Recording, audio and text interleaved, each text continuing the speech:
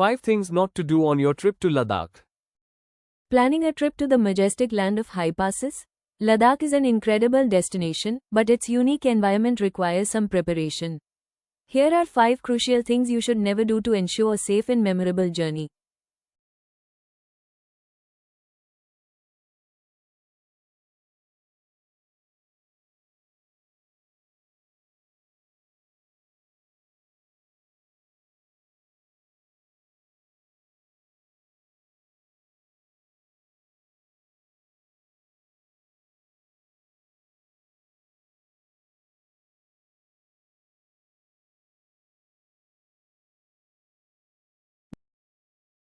Do not skip acclimatization. This is the most critical rule for any Ladakh trip.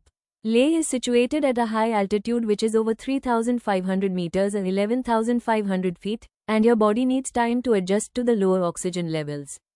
The first day should be spent in complete rest upon arrival. Avoid any strenuous activity and take short, easy walks in the evening. Skipping this step can lead to acute mountain sickness, also called AMS in short, which can ruin your trip and be dangerous.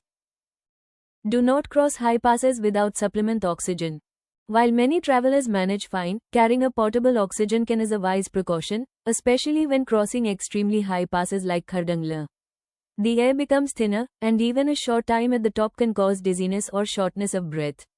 Having supplemental oxygen on hand can provide quick relief and is a smart safety measure for everyone in your group.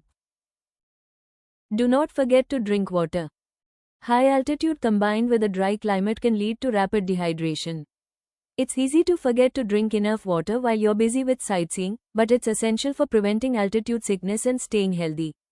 Always carry a reusable water bottle and sip throughout the day. Avoid alcohol and caffeine as they can contribute to dehydration. Do not forget your sunscreen and sunglasses. The sun's UV rays are much stronger at high altitudes.